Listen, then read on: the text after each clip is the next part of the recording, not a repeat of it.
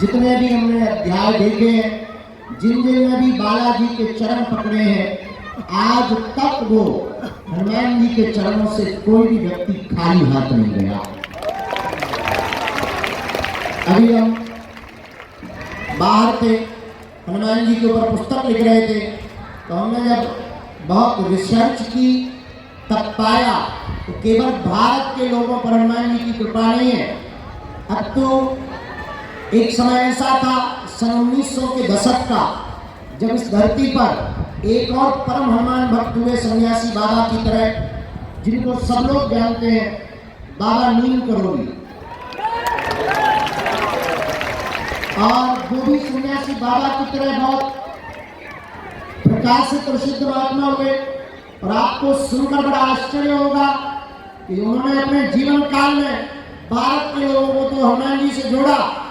Facebook के मालिक mark Zuckerberg के जीवन में भी हनुमान जी का नया अध्याय लिखा और दुनिया की बहुप्रसिद्ध ऐप जिसका नाम फेसबुक है, ऐसा कोई आदमी नहीं जो उसे यूज ना करता हो, उसका श्रेय बाबा नीम करोली को ही जाता है। बाबा नीम करोली के शरीर छोड़ने के बाद भारत में विदेशी अमेरिका के एक और बहुत अमीर आदमी घूमने आए। एप्पल कंपनी के मालिक स्टीव जॉब्स वो शरीर छोड़ने के बाद आए। बहुत पहले बाबा का शरीर पूर्ण हो चुका था, लेकिन उन्होंने भी अपने जीवन में हनुमान जी की भक्ति का अनुभव किया। ऐसे हम आपको लाखों उदाहरण दे सकते। मध्य प्रदेश के नलखेड़ा के पास में जहाँ पीताम्बरा माता है, नलखेड़ा, वहां पर एक हनुमान जी का मंदिर है, जहाँ इंग्लैंड के लंदन का रहने वाला अंग्रेज यहाँ पर अधिकारी बनकर आया था और उसने हनुमान जी की यहाँ भक्ति की और उसने अपने जीवन में साक्षात अनुभव देखा कि हनुमान जी महाराज उसके मुकदमा को लड़ने के लिए स्वयं वकील बन करके आए। और भारत के तो लाखों उदाहरण है।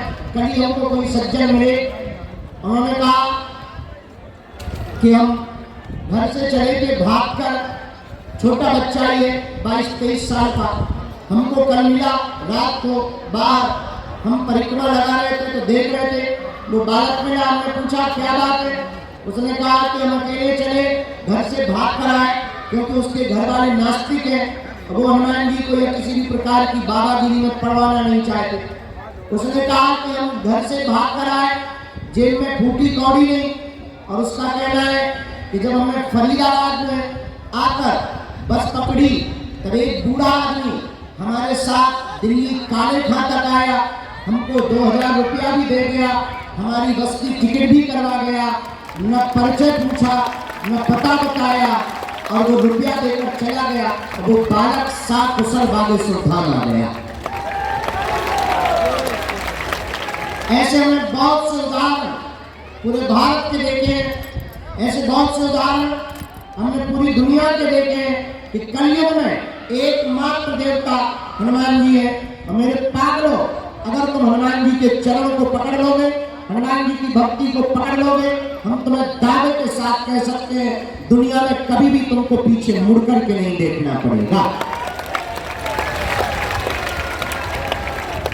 एक बहुत प्राचीन कहानी है, आज का दरबार शुरू करने के पहले उस कहानी से चर्चा शुरू करते हैं। एक बहुत प्राचीन कहानी है, आप लोगों ने उस कहानी को पढ़ा होगा किताबों में, बेताल पच्चीसी। बेताल पच्चीसी नाम की एक बहुत पुरानी पुस्तक है, जिसमें वीर विक्रमादित्य और बेताल की 25 कहानियां हैं। वैसे तो पढ़ने वालों ने अपने अपने हिसाब से उसका आकलन किया। उसे मनोरंजन की दृष्टि से पढ़ोगे तो मनोरंजन है, और ज्ञान के तल पर पढ़ोगे तो बेताल 25 में भी ज्ञान भरा पड़ा है। बेताल 25 की एक कहानी है कि वीर विक्रमादित्य के दरबार में एक दिन एक फकीर आता है और एक जंगली सा फल वीर विक्रमादित्य को देता है। वीर विक्रमादित्य राजा की रोज आदत वो प्रातः काल लोगों को मिलता था, लोग उसे उपहार देते थे। वो अपने बगल में खड़े हुए दरबारी का मंत्री उसे सौंप देते थे। एक रोज एक फकीर आया, उसने वह जंगल का पुराना सा फल दिया। वीर विक्रमादित्य ने मुस्कुराकर उसे स्वीकार कर लिया, कुछ बोला नहीं। उसे लगा कोई जंगली फल है, वैसे भी ये महात्मा है, क्या खाक देंगे। पर ये महात्मा को यहाँ तक भटकने की भी क्या जरूरत है, ये फल देने की भी क्या जरूरत है, वही रहते जंगल में, कोई बात नहीं। मनी मन वीर विक्रमादित्य ने मुस्कुरा के वो फल को अपने दरबार के मंत्री जो बगल में खड़ा था, असिस्टेंट, उसको दे दिया। और आप ताज्जुब करेंगे कि ना उस महात्मा ने कुछ कहा, ना वीर विक्रमादित्य ने कुछ कहा। और 10 वर्ष तक लगातार वो महात्मा प्रतिदिन आता था, रोज एक फल देता। वीर विक्रमादित्य व्यस्त थे, सम्राट थे, राजा थे, इसलिए कुछ बोले नहीं। और महात्मा भी बहुत ऊंचा हुआ था, बहुत ऊंचा था, वो भी कुछ बोला नहीं। प्रायः गुरु कुछ बोलते नहीं है, गुरु अपने शिष्य के पात्र का आकलन करते हैं कि ये कब जागेंगे। और तुम्हारी जिंदगी भी ठीक राजा वीर विक्रमादित्य की तरह है कि गुरु तुम्हारे सामने बहुत से शब्दों का फल देता है, लेकिन तुम हौसले ही नहीं हो, तुम खुमारी में हो। जैसे वो वीर विक्रमादित्य हौसला नहीं है, राजमद में चूर है, चकनाचूर है, वो अपनी मस्ती में मस्त है, वैसे ही तुम भी अपनी मस्ती में मस्त हो। और एक रोज एक घटना घटती है। घटना ये घटती है कि राजा वीर विक्रमादित्य सुबह सुबह खड़ा था और रोज की तरह 10 सालों से, कई 10 या सालों से वो महात्मा रोज आता, एक वही जंगल का फल देता और राजा को वही काम रोज दरबारी को दे देता। और आज फिर वही घटना घटी कि वो महात्मा वही फल लेकर के आया, राजा को दिया। राजा ने बगल में दरबारी को फल देने की बजाय ठीक लेफ्ट साइड में बाएं अंग पर एक पालतू बंदर बैठा था, उसको वो फल दे दिया कि तू भी खा। 10 सालों से दरबारी को दे रहे हैं, पर आज तू खा। और राजा आश्चर्यचकित हुआ कि जब उस बंदर ने उस फल को खाया तो फल खाते खाते उसके मुंह में कटाक की आवाज आई और इतना बड़ा चमचमाता हीरा, डायमंड उस फल के बीच से निकला कि राजा वीर विक्रमादित्य चौंक गया। आज तक इतना बड़ा हीरा, इतनी बेशकीमती रत्न हमने देखा ही नहीं और उसके खजाने में भी नहीं था। राजा चौंक गया और दरबार में मंत्री को तुरंत बुलाकर कहा कि ये महात्मा 10 सालों से लगातार आ रहे हैं, इनके दिए हुए वो बाकी फल कहां हैं, क्या तुमने खोल कर देखे? उस मंत्री ने कहा कि हमें तो एक भी खोल कर नहीं देखे, पर सम्मान मिलता था तो एक तल घर में डाल देते थे। राजा ने कहा जल्दी चलो। जाकर के जब तल घर को खोला तो दुर्गंध से भरा था, क्योंकि फल सड़ चुके थे। लेकिन आश्चर्यचकित वाली बात यह थी कि जितने फल सड़ चुके थे उतने बीच में चमचमाते हुए हीरे पड़े हुए थे। बात तालियों की नहीं है मेरे यारों, ये बात तुम्हारे जानने की है कि जैसे राजा वीर विक्रमादित्य 10 सालों तक सोता रहा, हौसला नहीं रहा, अब वो जिंदगी जी रहा था और उसके सामने सदगुरु रोज एक बेशकीमती हीरा दे रहा था, पर वो उसे पहचान नहीं पा रहा था। वैसे ही तुम भी बेहोश हो और तुम भी पागल हो और तुम भी बावरे हो और तुम भी महामूर्ख हो कि दरबारों में तुम भटक रहे हो, अपना समय बर्बाद कर रहे हो। और तुम्हारे सामने वर्तमान में अभी इसी वक्त हनुमान जी जैसा कोहिनूर है, तुम उस कोहिनूर को छोड़कर के चमत्कारों के चक्कर में पड़े हुए हो। ये भी तुम्हारी मूर्खता है और इससे ये सिद्ध होता है कि तुम हौसला नहीं हो, इससे ये सिद्ध होता है कि तुम सोए हुए आदमी हो, इससे ये सिद्ध होता है कि तुम सिर्फ चमत्कार के पीछे पागल हो, इससे ये सिद्ध होता है कि तुम्हें हनुमान जी के नाम का कोई लेना देना नहीं है, तुम्हें हनुमान जी से भी कोई लेना देना नहीं है, तुम्हें केवल अपने काम से लेना देना है। और अगर तुम्हें केवल अपने काम से लेना देना है तो तुम ठीक वीर विक्रमादित्य राजा की तरह सोए हुए बुजुर्ग इंसान हो। पर याद रखना, वीर विक्रमादित्य तो 10 साल में जाग गया था, शायद तुम तो 10 पीढ़ियों में भी अभी तक जाग नहीं पाए। तो शायद तुम अभी भी सोए हुए हो, इसलिए मेरी बात मानो। ये बात तुमको बहुत कड़वी और खरी लग सकती है, पर याद रखना, तुमसे ज्यादा भपोल समझ वाला इस दुनिया में कोई नहीं है, क्योंकि तुम्हें हर महीना नया गुरु चाहिए, नया भगवान चाहिए, नया चमत्कार चाहिए। और तुम बिना अनुष्ठान के, बिना भजन के, बिना शक्ति बल के तुम दूसरे गुरु से चमत्कार पाना चाहते हो, और तुम्हारी जिंदगी में ये कभी घटित होने वाला नहीं है।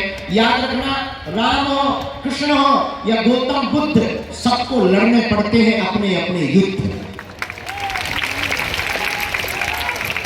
इसलिए आज अगर तुम्हारी बात हमारी समझ में आ जाए और हमारी बात तुम्हें समझ में आ जाए, ये तो तय है, सबको नहीं समझना है, पर कुछ भी अगर समझ जाएंगे तो शायद तुम्हारी जिंदगी का एक नया अध्याय लिख सकता है, तुम्हारी जिंदगी की एक नई क्रांति लिख सकती है।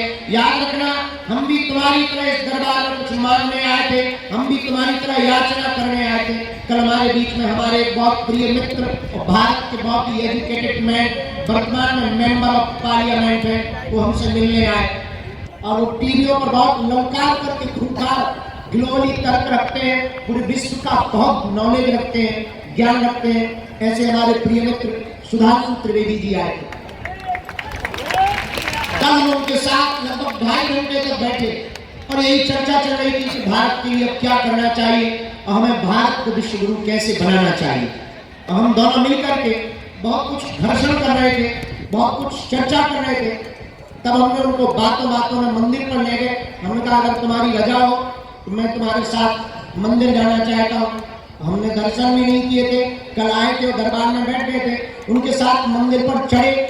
मंदिर पर जैसे ही चढ़े तो उन्होंने अचानक मुझसे पूछा कि यहाँ का राज क्या है और तुम्हारी जिंदगी में कब घटना घटी।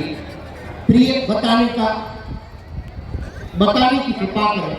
हमने कहा, मित्र, हमारी जिंदगी में जो भी घटना घटी वो यही घटी। और मंदिर के पास जहां पर अभी वर्तमान में आप लोग प्रवेश करते हैं, उसके सामने हमारे दादा गुरुजी झोपड़ी बनाकर रहते थे।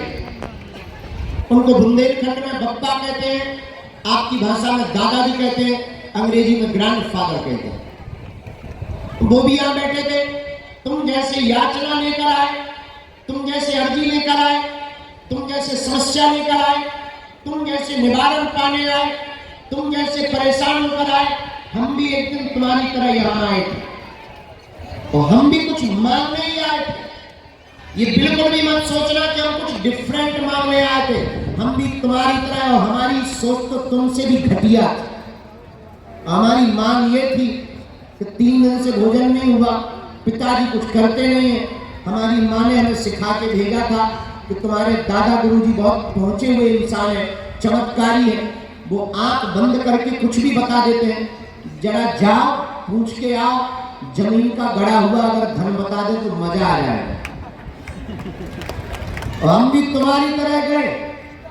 तो हमने कल अपने मित्र को कहा, प्रिय मित्र, हमने अपने दादाजी से कहा, 9 वर्ष के थे हम, कि आपके पास तो बहुत बड़े बड़े एजुकेटेड लोग, बहुत बड़े बड़े, उस जमाने में एम्बेसडर का जमाना था, एम्बेसडर से बड़े बड़े IAS IPS, और वर्तमान में भी उनके समय के जुड़े हुए जजेस, जुडिशरी के लोग आते थे। तो हमने कहा कि हमारी हालत बहुत बेकार है और हमने सुना है कि तुम जानते हो चमत्कार है, हम तुम्हारे नाती है, कुछ बताओ, जमीन का गड़ा हुआ घर, कुछ मजा आ जाए। तो दादा गुरु ने हंसते हुए कहा कि रात को आना। हमने माँ को जाके कहा कि बात बन गई, रात का समय मिला। और हमारे पिताजी तो हमसे बड़े वाले लालची। हमारे पिताजी बोले, फावड़ा ले लो। हमने कहा, तसला भी तो चाहिए। घर पे फावड़ा भी नहीं, तसला भी नहीं, पड़ोसी के घर से रख लिया। तब तक माँ हमारी और खतरनाक। माँ ने कहा, खोदने वाली सब्बल भी तो लाओ।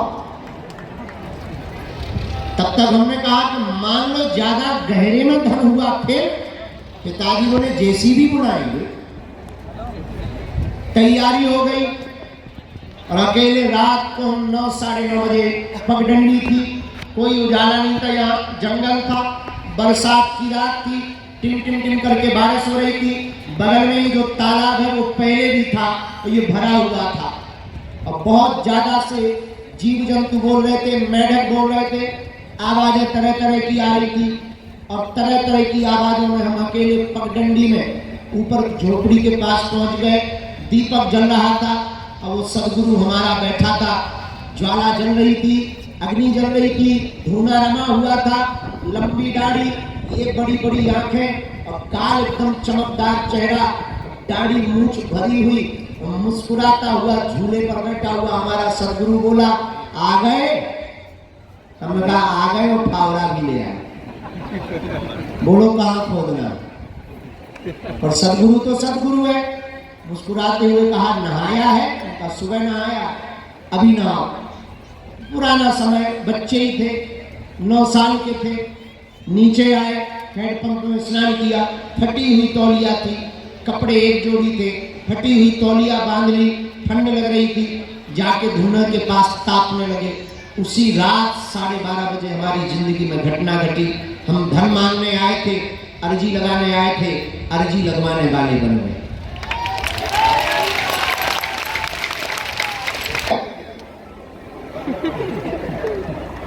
दर्शन करो भाई,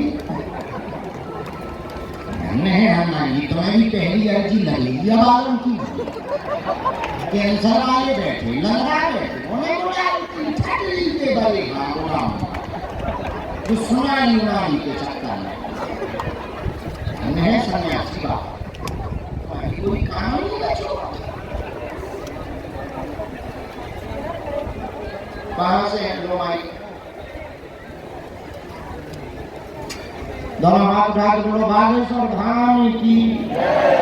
हाँ चालू करो। आगर मालवा बाबा वेदनाथ से हूँ।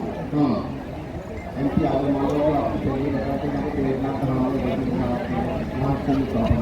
हाँ हाँ हाँ आपने भी बताया था बैजनाथ धाम के बारे में हमने एक बार चर्चा की मंच से। हाँ बाबा बैजनाथ जो वकील की चर्चा एक बार हमने बताई थी। हनुमान जी बन के गए थे, मुकदमा लड़ा था अंग्रेज के यहाँ पर, आज भी हस्ताक्षर है हनुमान जी का, हैं वहाँ के हो। ये जो आज हम कथा में आपको बता रहे थे प्रवचन में कि हनुमान जी वकील बन के गए, ये वहीं के रहने वाले हैं। हाँ बाबा बैजनाथ कौन सा जिला है वो? आगर मालवा जिला ही। हाँ देखो हमारा ध्यान बहुत तेज है, सही फैक्ट देते हो।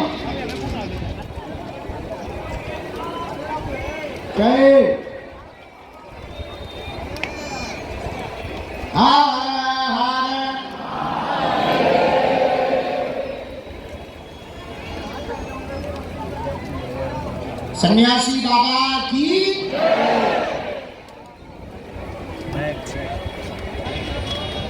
चलो बॉस बोलो। हाँ कमाई की बात करो, कहाँ पदस्थ हैं अभी नौकरी में? जी पूना में, भारतीय आर्मी, इंडियन आर्मी, अग्नि 2 मिसाइल, अग्नि 2 मिसाइल, बहुत अच्छा।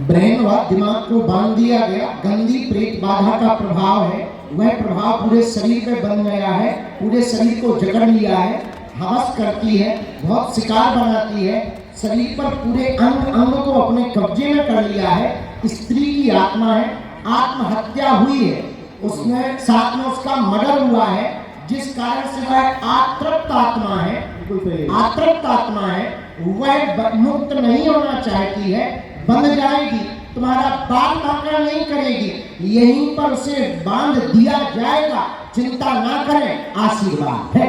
बोलो बागेश्वर धाम की जय।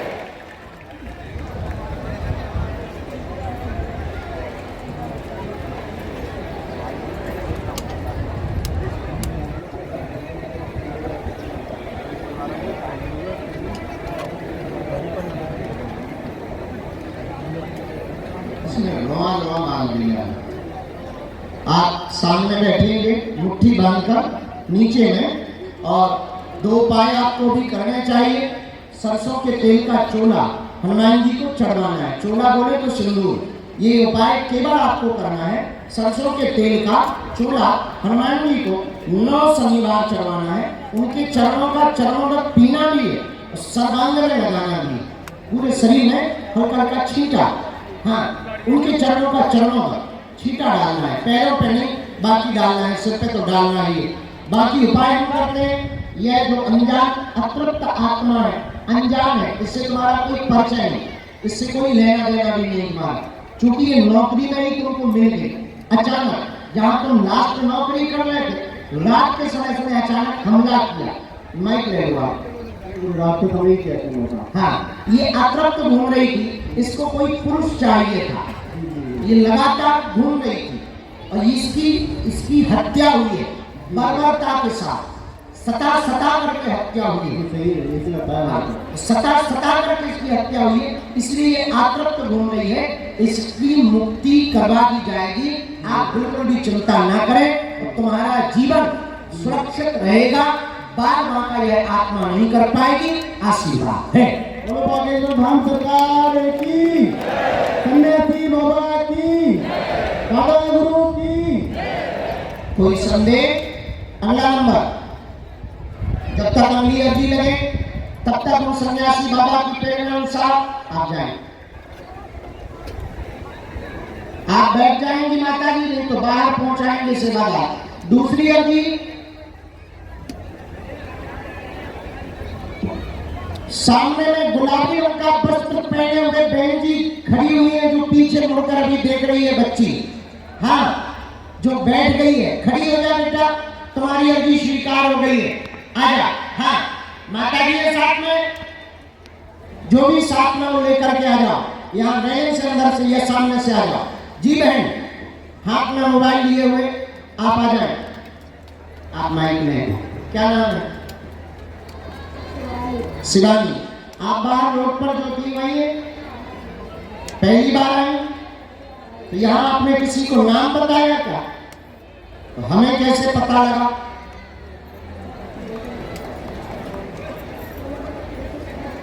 अच्छा, शक्ति है सो पता लगा। जय हो माता, तुमने सही बता दिया, हमें पता ही नहीं था कि हमारे पास शक्ति है। राम, कहां से आई हो?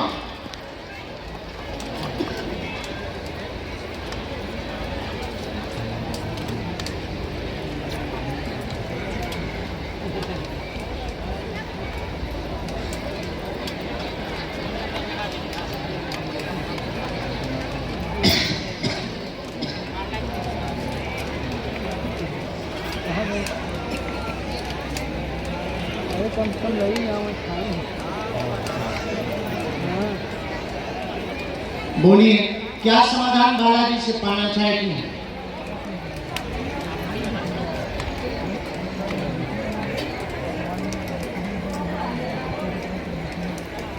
क्या चाहती हैं आप?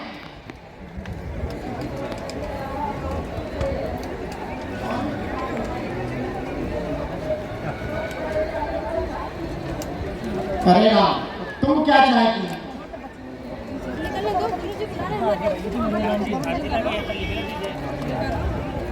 अच्छा, और संतान में?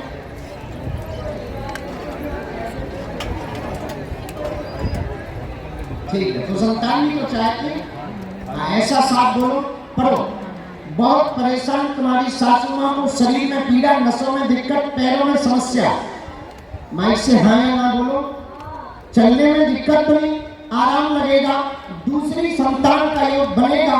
कोख का बंधन हो गया है, तुम्हारी कोख का बंधन हो गया है, लेकिन बालाजी की कृपा से 2027 के दूसरे महीने में, फरवरी के महीने में 18 तारीख को पुनः दूसरी संतान का योग बन रहा है।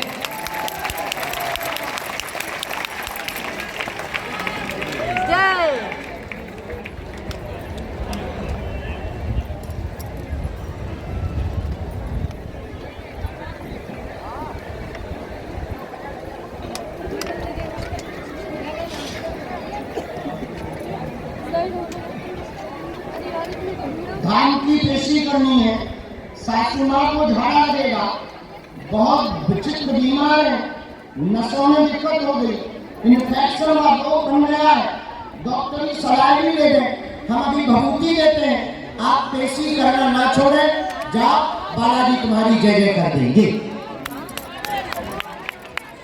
सीताराम, कोई संदेह? ये पर्चा ले जाओ, जो कोई है दे दे। चलो, अगला नंबर आइए। जब तक इनकी अर्जी स्वीकार हो रही तब तक अगली आज्ञा हम ले रहे हैं, फिर से अर्जी स्वीकार। वो बच्ची आ गई,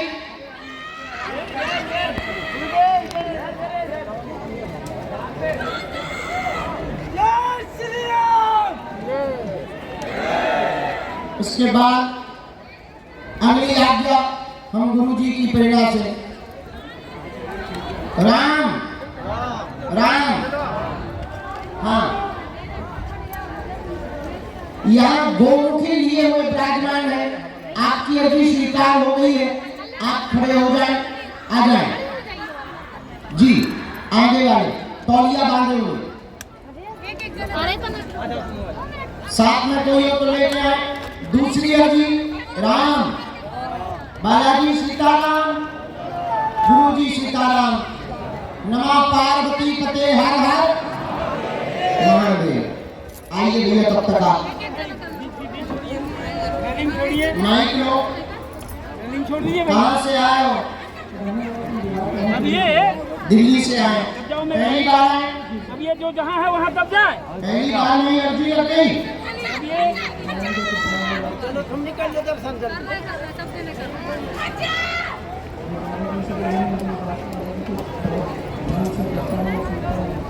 वाह,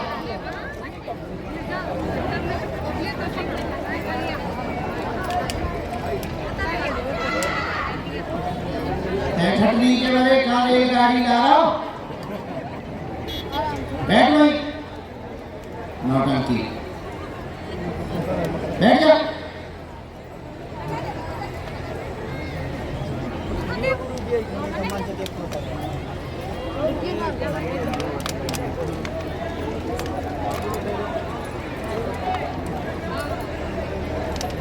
एक से एक महापुरुष बैठे दरबार में। बोलो प्रभु, क्या अर्जी है तुम्हारी? शरीर में थोड़ा तकलीफ, ये थोड़ा कौन सी तकलीफ है? थोड़ा या थोड़ा? हमारे बुंदेलखंड में तो थोड़ा की तकलीफ होती है। थोड़ा की तकलीफ पहली बार से, ये दिल्ली में होती है क्या?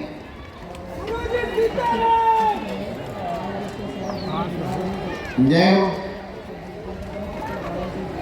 ठीक है जी जी प्रभु, ऐसा आया। काम धाम बच्चों पर सब पर कृपा रहेगी। 7 साल से दिक्कत बनी, पैर घुटना व कंधे में दर्द बना। माइक लो, ये थोड़ा है, ये थोड़ा लंबा है। पैर, कंधा, शरीर व गांठों में दर्द बना। दाहिने अंग में असहनीय पीड़ा है। दाहिना मतलब राइट, राइट नॉट लेफ्ट। ये कौन साइड है? राइट है ना, तो आई एम राइट। ओके। दाहिने अंग में दर्द बना हुआ, असहनीय पीड़ा होती है, नसों की समस्या बन रही है। ऑपरेशन नहीं होगा, आराम लग जाएगा, आशीर्वाद है। खुश? पेशी करते रहोगे? ये सब ऐसे वीडियो बनाओ, आगे कुछ दिखाई नहीं दे रहा, सामने से देख रहे हैं, फिर वीडियो बनाने की जरूरत नहीं। वीडियो तो वैसे भी टीवी पे दिखाया जाएगा, सामने से देख रहे हो कि वीडियो बनाने क्या दिखाई दे रहा है। कैमरा सामने लगा हुआ है।